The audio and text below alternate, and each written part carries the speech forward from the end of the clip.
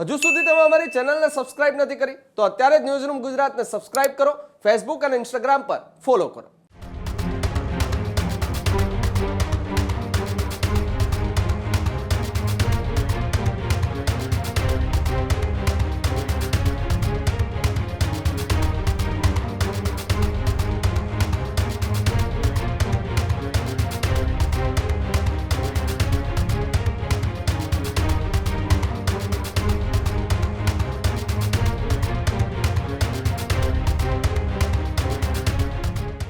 રાજકોટ જિલ્લાના જેતપુર શહેરમાં જાહેરમાં થતા હત્યાની ઘટનાઓને લઈ કાયદો અને વ્યવસ્થાની સ્થિતિની સામે સવાલો ઉઠ્યા છે કે કોઈ એક વ્યક્તિ જાહેરમાં છરીના ઉપરા છાપરી ઘા ઝીકીને હત્યા કરે અને તેને બચાવવા પણ કોઈ ન જાય. સીસીટીવી ફૂટેજની અંદર જેતપુર શહેરમાં દોડાવીને હત્યા કરવા પાછળનું કારણ જાણીને પણ પોલીસ ચોંકી ઉઠી કે કોઈ આટલી ક્રૂરતાથી કોઈ વ્યક્તિની હત્યા એ કેમ કરી રહ્યું છે. જ્યારે તપાસમાં પોલીસ જોતરાઈ ત્યારે કારણ જાણતાની સાથે જ તપાસ કરનાર અધિકારીઓના પગ નીચેથી જમીન સરકી ગઈ. કેમ થઈ જાહેરની અંદર આટલી ક્રૂરતાથી હત્યા, જુઓ અહેવાલમાં. જેતપુર શહેરના કણકિયા પ્લોટ ખાતે 35 વર્ષીય યુવક કમલેશ નામના કે જેની સારા જાહેરમાં છરીના તીક્ષ્ણ ઘા ઝીકીને હત્યા કરવામાં આવે છે. આ હત્યાની ઘટનાના સીસીટીવી ફૂટેજ પણ સામે આવે છે. હત્યાની સમગ્ર ઘટના એ જે વિસ્તારમાં બની એ વિસ્તારમાં એક બે જગ્યાએ નહીં પરંતુ 3 થી 4 જગ્યાઓના સીસીટીવી ફૂટેજ સામે આવ્યા. જાહેરમાં યુવકની હત્યાથી કાયદો અને વ્યવસ્થાની સ્થિતિ અને પોલીસ તંત્રની સામે સવાલો ઊભા થયા કે જેતપુરમાં પોલીસનો કોઈને ખોફ નથી.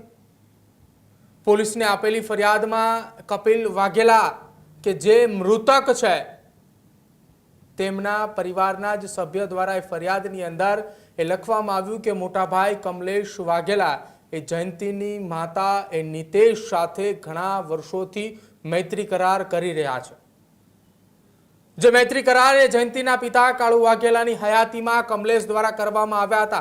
જે બાબતનું મન દુઃખ રાખીને 7 જુલાઈના રોજ ભાર બપોરે જયંત દ્વારા કમલેશને મોતને ઘાટ ઉતાર્યો.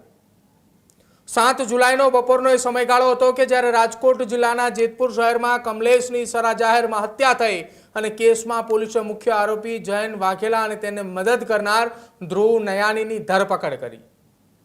પોલીસ તપાસની અંદર સામે આવ્યું કે આ હત્યા કરવા પાછળ એક સુનિયોજિત પૂર્વ આયોજન કરવામાં આવ્યું હતું કે હત્યાને આવી રીતે અંજામ આપવામાં આવશે.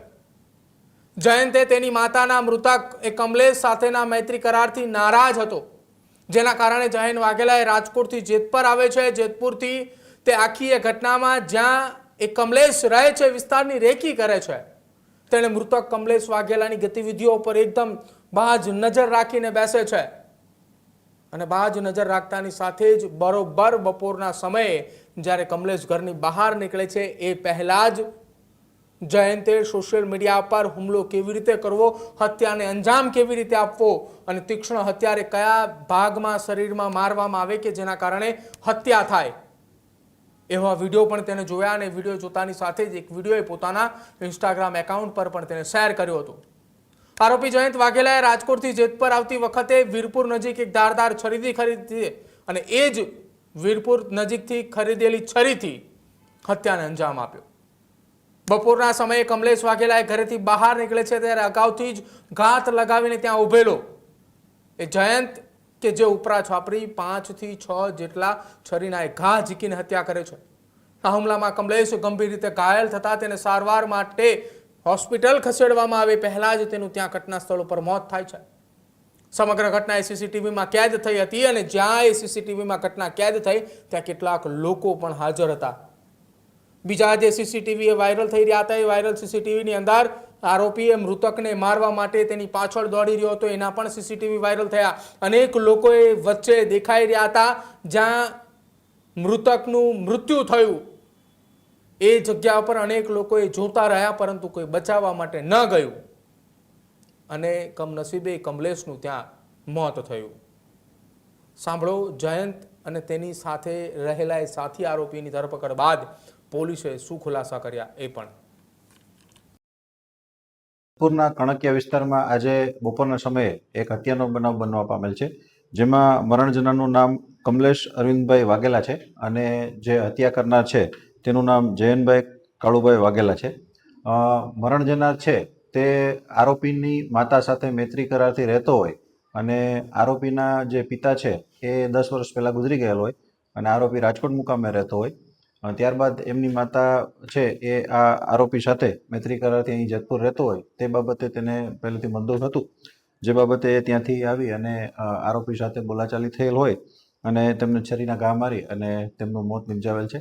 આ બાબતે કમલેશ મરણ જનાર છે એમના ભાઈ કપિલભાઈની વિધિવત ફરિયાદ લઈ અને આરોપીને હસ્તગત કરી લેવામાં આવે છે.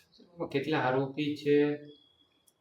આરોપી અત્યારે એક આરોપી હસ્તગત કરવામાં આવેલ છે. તેની સાથે મદદગારીમાં અન્ય કોઈ આરોપી છે કે કેમ તેની પણ ચકાસણી થઈ રહી છે અને રેકી કરવા આવેલ હોય અને અન્ય કોઈ આરોપી આમાં ખુલવા પામશે તો તેમને પણ ધરપકડ કરવામાં આવશે. આ સમગ્ર ઘટનામાં મુખ્ય આરોપી જયંત વાઘેલાને ધ્રુવ નૈયાની મદદ કરી હોવાનું પોલીસ તપાસની અંદર સામે આવ્યું. બંને આરોપીઓની ધરપકડ કર્યા બાદ પોલીસે તેમના 5 દિવસના રિમાન્ડની માંગ કરતા અને કોર્ટમાં રજૂ કર્યા હતા. જ્યારે કોર્ટે બંને આરોપીઓને 10મી તારીખ સુધીના રિમાન્ડ મંજૂર કર્યા હતા અને પોલીસે રિમાન્ડ દરમિયાન હત્યામાં ઉપયોગમાં લેવાયેલ હથિયાર, ઘટનાના પૂર્વ આયોજન અને બંને આરોપીઓની ભૂમિકા તેમજ અન્ય કોઈ વ્યક્તિની આ કેસમાં સંડોવણી છે કે કેમ તે મુદ્દે પૂછપરછ શરૂ કરી હતી. જોકે ગણતરીના કલાકોમાં આરોપીઓને ઝડપી પાડવા માટે આખી આ હત્યાકાંડનો ભેદ પણ એ ઉકેલવામાં પોલીસને સફળતા મળી હતી. તેની પાછળ એકમાત્ર કારણ કે જાહેરમાં સીસીટીવી હતા અને એ વિસ્તારમાં જ્યાં હત્યાને અંજામ આપવામાં આવ્યો એ સીસીટીવી ફૂટેજ અને મૃતક યુવકના એ ભાઈ દ્વારા જે ફરિયાદની અંદર ઉલ્લેખ કરવામાં આવ્યો હતો કે જેના કારણે આખી આ ઘટનાનો એ ભેદ એ ગણતરીના કલાકોમાં ઉકેલાયો.